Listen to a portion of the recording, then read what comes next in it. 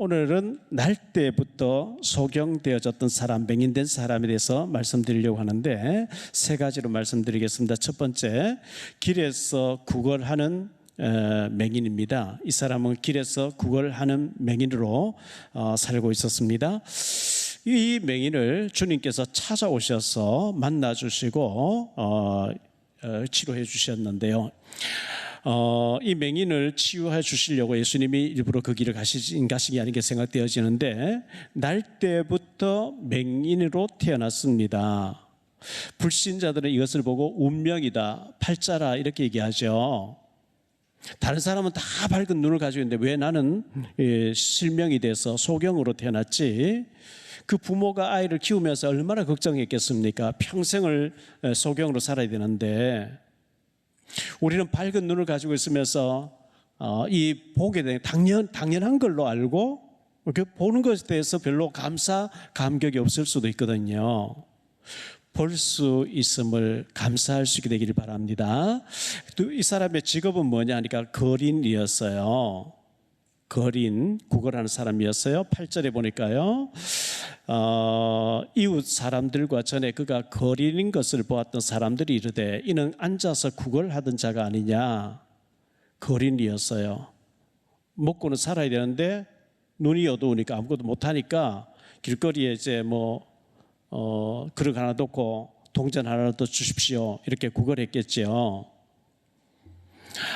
지금은 맹인도 박사님도 많이 계시고 교수님도 계시고 전문직에 있는 사람 많이 있죠.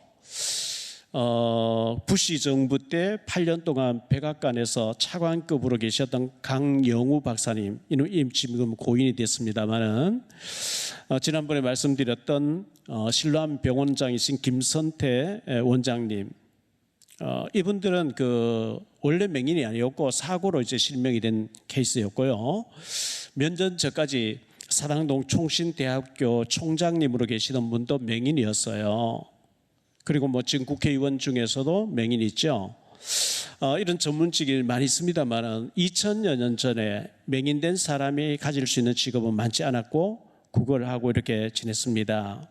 그럼에도 불구하고 하나님은 이 사람에게 절대적인 계획을 가진 자라고 주님께서 말씀하셨거든요. 하나님의 절대 계획을 가진 자라고 말씀했는데요, 2절 3절 말씀을 보니까 그렇게 말씀하고 있습니다.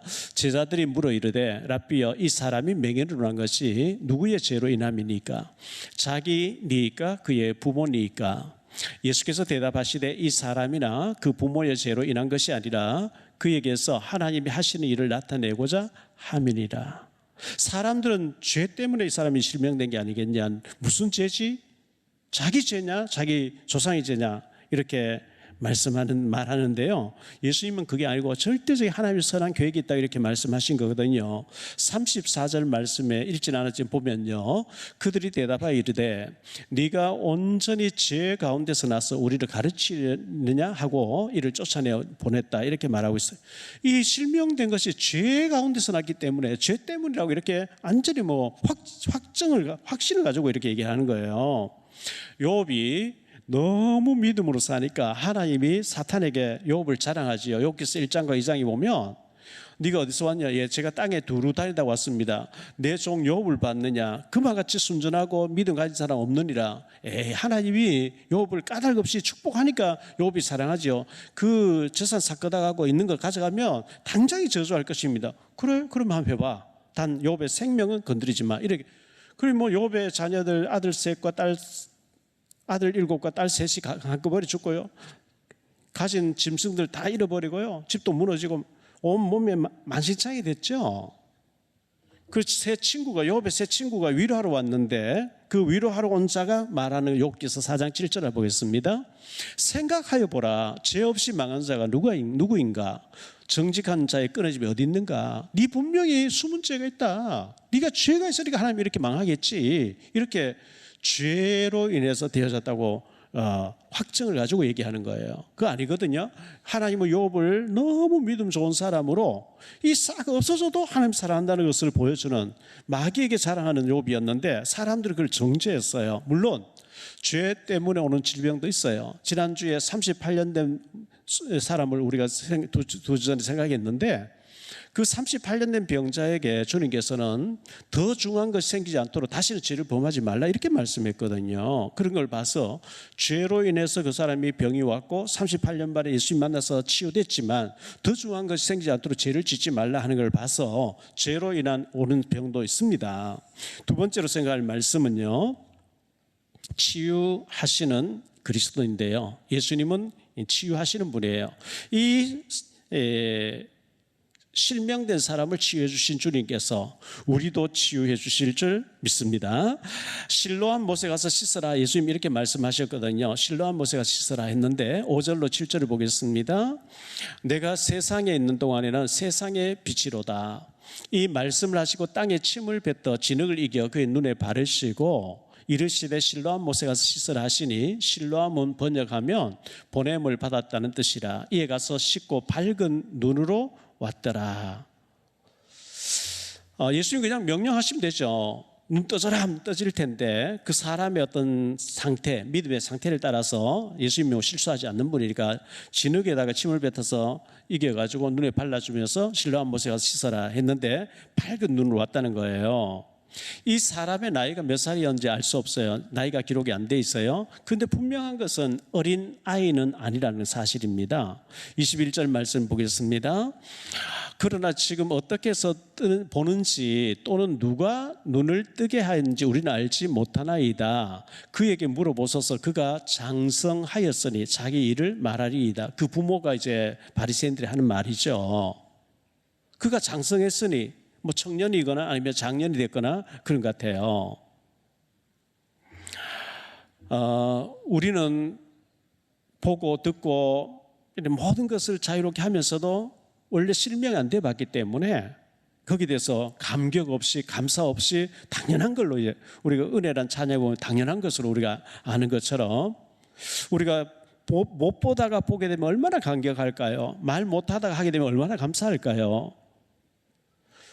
이 사람은 운명이 완전히 바뀌어진 사람이었어요. 운명이 바뀌어진 사람인데 팔자를 고쳤죠. 예수님 만나는데 완전히 팔자가 고쳐졌어요. 제가 성경학교 가서 성경 공부할 때 뭐 24세, 25세 때 성경학교 있었는데요. 친구 전도사님도 저보고 박 전도사는 돈지갑을 지운 사람이라고 이렇게 얘기를 했어요. 그리고 왜 그 말이 뭐냐 했더니만은 좋은 처갓집을 만나서 이제 목회자가 되고 이렇게 했으니까 돈지갑 주었다. 돈지갑 주은 것은 아니지만 정말 복받은 사람이죠. 예수님이 그리스도 되심을 알고 믿는 자, 로또 복권보다 더 복받은 사람인 줄 믿습니다. 이 맹인된 사람이 더 이상 이제 맹인으로 살 필요 없죠. 전에는 안 보이니까 구걸했는데 한 푼 주십시오 했는데 이제는 건강한 몸 가지고 밝은 눈을 가지고 일하면서 얼마든지 살 수 있기 때문에 더 이상 거린이 아닌 거죠. 얼마나 이 사람이 신났겠습니까? 보게 됐다는 거 얼마나 감사하겠습니까? 지난번에 제가 영상을 보여드린 적이 있었는데요. 수련회 할 때 두 팔이 없이 한쪽 다리가 또 짧게 태어난 레나 마리아, 유튜브에 레나 마리아 치면 다 나오니까요. 영상이 쫙 나오니까요. 스웨덴에서 태어났죠.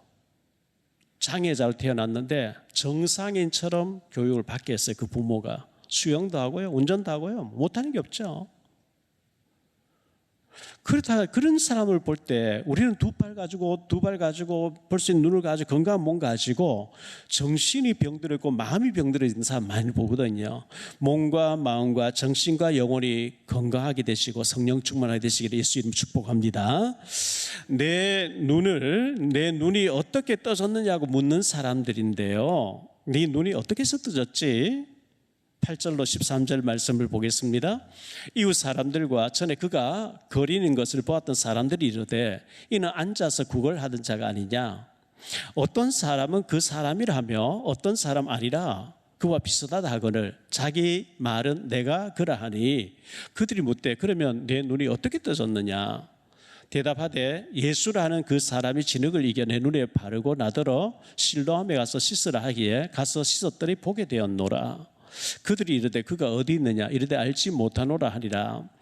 그들이 전에 맹인이었던 사람을 데리고 바리새인들에게로 갔더라. 이렇게 말씀하고 있어요. 여기 그들이 많이 나오는데요, 10절에 보면 그들이, 12절에 그들이, 13절에 그들이, 24절에 그들이, 26절에 그들이, 28절에 그들이, 34절에 그들이, 35절에 그들이, 이 그들이 계속 나와. 그들이 누구냐? 안 믿는 사람들이었어요. 눈 떠졌는 거, 그걸 하던 사람이, 맹인을 했던 사람 눈 떠졌음에도 그걸 보면서도 안 믿는 거예요. 그들이 어떻게 떠졌지? 예수가 어떻게 떠졌냐? 묻고 또 묻고 반복해서 계속 물으면서 어떻게 떠졌느냐? 넌 누구를, 그 예수를 누구를 하느냐? 계속 이렇게 의심하면서 질문하는 거죠. 이 보고도 안 믿어지는 사람 참 불행한 사람이죠. 봐도 못 보고 들어도 못 모르고. 세 번째로 생각할 말씀은요, 안식일 논쟁이 벌어졌어요. 계속 안식일 논쟁이 벌어지죠. 유대인들의 그 안식일 날은 아무것도 하면 안 되고 그냥 성경 말씀만 듣고 이렇게 해야 된다 알고 있는데, 예수님은 안식일 날 집중해서 치료해 버린 거예요. 14절 말씀 보니까 예수께서 진흙을 이겨 눈을 뜨게 하신 날은 안식일이라. 16절에 보니까요, 바리새인 중에 어떤 사람은 말하되 이 사람이 안식일을 지키지 아니하니 하나님께로부터 온 자가 아니라 하며, 어떤 사람 말하되 죄인으로서 어떻게 이러한 표적을 행하겠느냐 하여 그들 중에 분쟁이 있었더니, 38년 된 병자 베데스다 목가에서 병자를 치료하신 날도 안식일이었고요, 오른손 마른 사람을 치료하신 날도 안식일이었어요. 날 때부터 소경으로 된 사람을 치료하신 날도 안식일이었어요. 요한복음 10장 18절로 21절을 보겠습니다. 이를 내게서 빼앗는 자가 있는 것이 아니라 내가 스스로 버리노라. 나는 버릴 권세도 있고 다시 얻을 권세도 있으니 이 계명은 내 아버지에게서 받았노라 하시니라. 이 말씀으로 말미암아 유대인 중에 다시 분쟁이 일어나니 그 중에 많은 사람이 말하되 그가 귀신 들려 미쳤거늘 어찌하여 그 말을 듣느냐 하며, 어떤 사람은 말하되 이 말은 귀신 들린 자의 말이 아니라 귀신이 맹인의 눈을 뜨게 할 수 있느냐 하더라. 그 마태복음 12장에도 예수님께서 귀신 들린 사람 고치고 나니까요, 저가 귀신의 왕 바알세불을 귀신 들려서 귀신 쫓아낸다, 예수님을 그렇게 귀신 들렸다고 얘기를 했거든요. 그때 예수님께서 아니 사단이 사단을 쫓아낼 리가 있겠느냐, 그는 하나님의 성령을 힘입어 귀신 쫓아낸 것이면 하나님의 나라가 이미 너에게 임했다, 이렇게 말씀하셨는데요, 예수님 보고 미쳤다는 거예요. 귀신 들려서 미쳤거늘. 그러니까 사람들이 아니 귀신이 눈뜨게 할 수 있겠냐, 이래가지고 막 논쟁이 벌어진 거예요. 예수님을 그리스도로 인정하면 다 끝나는데 인정을 안 하니까 이런 문제가 일어난 거거든요. 그 다음에 예수를 그리스도로 시인하면은 출교를 시켜버렸어요. 초대교회 예수님 당시에 출교를 시켜. 이 출교란 말은 무서운 거예요. 북한 같은 사회에서 완전히 낙인 찍혀버리면, 공산당에서 낙인 찍혀버리면, 출교를 당해버리면 물건도 사고 팔 수 없어도 완전히 매장 당해버린 거거든요. 유대 사회에서 예수를 그리스도 시인하면 완전 출교를 시켰는데 17절로 22절까지 보겠습니다. 이에 맹인되었던 자에게 다시 묻되 그 사람이 내 눈을 뜨게 하였으니 너는 그를 어떠한 사람이라 하느냐, 대답하되 선지자니이다 하니, 유대인들이 그가 맹인으로 있다가 보게 된 것을 믿지 아니하고 그 부모를 불러 묻되 이는 너희 말에 맹인으로 났다 하는 너희 아들이냐? 그러면 지금은 어떻게 해서 보느냐? 그 부모가 대답하여 이르되 이 사람이 우리 아들인 것과 맹인으로 난 것을 아나이다. 그러나 지금 어떻게 해서 보는지 또는 누가 그 눈을 뜨게 하였는지 우리는 알지 못하나이다. 그에게 물어보소서. 그가 장성하였으니 자기 일을 말하리이다. 그 부모가 이렇게 말한 것은 이미 유대인들이 누구든지 예수를 그리스도로 시인하는 자는 출교하기로 결의하였으므로 그들을 무서워함이었더라. 예수님이 그리스도라고 말하면은 완전 매장시켜버린 거예요. 예수는 목수라는 거예요. 그리스도 아니라는 거예요. 그런데 우리가 예수님이 그리스도심을 믿어지는 사람은 복받은 자인 줄 믿습니다. 사도행전 17장 2절 3절인데요. 바울이 자기의 관례대로 그들에게로 들어가서 새 안식일에 성경을 가지고 강론하며 뜻을 풀어 그리스도가 해를 받고 죽은 자 가운데서 다시 살아나야 할 것을 증언하고 이르되 내가 너희에게 전하는 이 예수가 곧 그리스도라고 하니 그랬어요. 바울은 뜻을 풀어가면서 왜 그리스도, 메시아, 그리스도, 메시아란 말은 히브리어고 그리스도란 말은 헬라어예요. 똑같은 말이에요. 기름 부음 받은 자. 기름 부음을 누구에 줬느냐? 구약시대에 선지자가 취임식할 때, 제사장이 취임식할 때, 왕이 취임식할 때 머리에 기름을 부어서 안수식을 했어요. 선지자는 하나님 만나는 길을 말하는 자인데 예수님은 내가 곧 길이다. 누구든지 주의 이름 부르면 구원받는다. 참 선지자로 오신 거거든요. 어떤 죄인도 주 예수여 난 당신을 믿습니다 한 순간에 구원받는 줄 믿습니다. 사도행전 18장 5절에 보니까요, 실라와 디모데가 마게도냐로부터 내려오매 바울이 하나님의 말씀에 붙잡혀 유대인들에게 예수는 그리스도라가 밝히 증언하리. 예수님이 그리스도이심을 희미하게 얘기하면 하나님 싫어하시는 거, 밝히 얘기할 때 하나님 기뻐하시는 거거든요. 사도행전 18장 28절에 이는 성경으로서 예수는 그리스도라고 증언하여 공중 앞에서 힘있게 유대인의 말을 이기미르라. 사도행전 9장 22절에 바울이 예수 믿는 사람 잡으러 가다가 예수님 만나버렸어요. 사울은 힘을 더 얻어 예수를 그리스도라 증언하여 다메섹에 사는 유대인들을 당혹하게 하리라. 사도행전 5장 42절에 보니까요, 그들이 초대교회 성도들이죠. 그들이 날마다 성전에 있든지 집에 있든지 예수는 그리스도라고 가르치기와 전도하기를 그치지 아니하니라 그랬어요. 다시 맹인되었던 사람에게 질문하는 유대인들인데요. 23절 이하를 보겠습니다. 이러므로 그 부모가 말하기를 그가 장성하시니 그에게 물어보소서 하였더라. 이에 그들이 맹인되었던 사람을 두 번째 불러 이르되 너는 하나님께 영광을 돌리라. 우리는 이 사람이 죄인인 줄 아노라. 대답하되 그가 죄인인지 내가 알지 못하나 한 가지 아는 것은 그가 맹인으로 있다가 내가 맹인으로 있다가 지금 보는 그것이니이다. 그들이 이르되 그 사람이 네게 무엇을 하느냐? 어떻게 내 눈을 뜨게 하였느냐? 대답하되 내가 이미 일러서도 듣지 아니하고 어찌하여 다시 듣고자 하나이까? 당신들도 그의 제자가 되려 하나이까? 그들이 욕하여 이르되 너는 그의 제자이나 우리는 모세의 제자라. 하나님이 모세에게 말씀하신 줄을 우리가 알거니와 이 사람은 어디서 왔는지 알지 못하노라. 그 사람이 대답하여 이르되 이상하다. 이 사람이 내 눈을 뜨게 하였으되 당신들은 그가 어디서 왔는지 알지 못하는도다. 하나님이 죄인의 말을 듣지 아니하시고 경건하여 그의 뜻대로 행하는 자의 말을 들으시는 줄을 우리가 아나이다.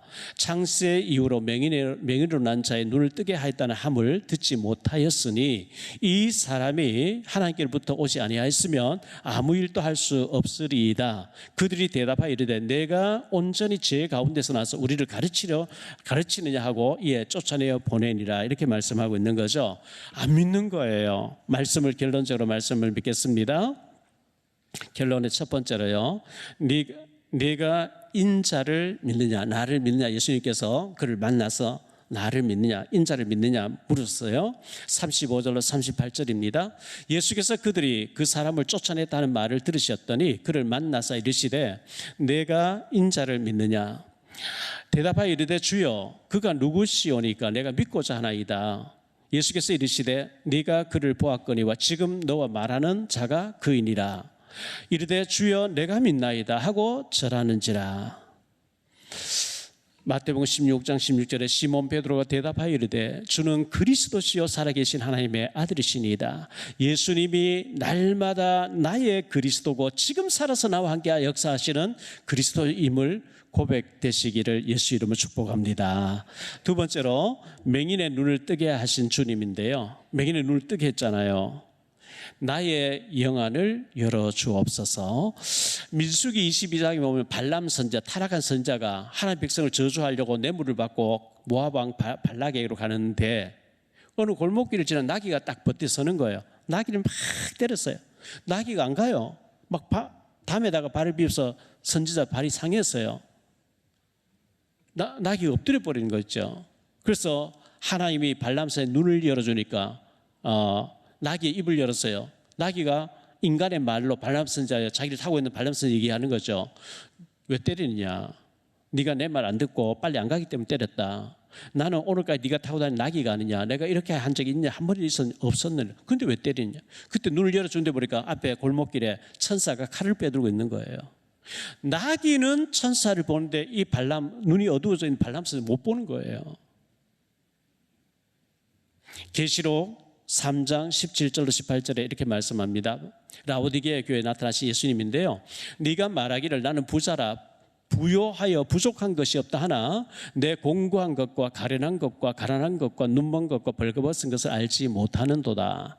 내가 너를 권하노니 내게서 불로 연단한 금을 사서 부요하게 하고 흰옷을 사서 입어 벌거벗은 수치를 보이지 않게 하고 안약을 사서 눈에 발라 보게 하라. 라오디아 교회는 교회 규모가 굉장히 컸어요.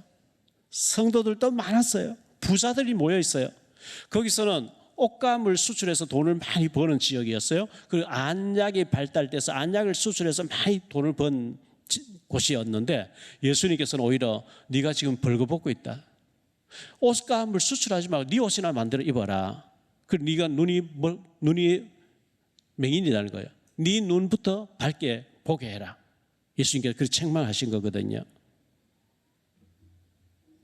세 번째, 영안이 열리게 하소서. 우리가 영안이 열어달라고 기도해야 되는데요. 에베소서 1장 18절 19절입니다.